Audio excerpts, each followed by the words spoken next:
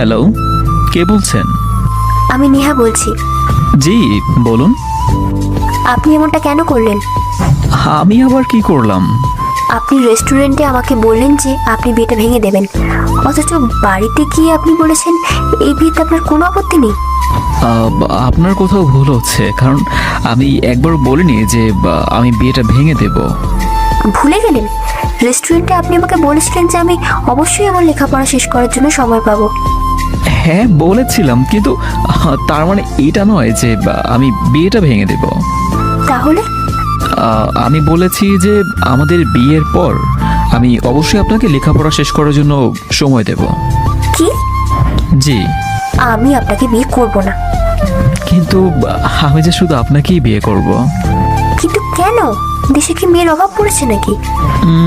হুম, তা অবশ্য ঠিক, দেশে মেয়ের অভাব নেই, কিন্তু আপনার মতো মেয়ের খুব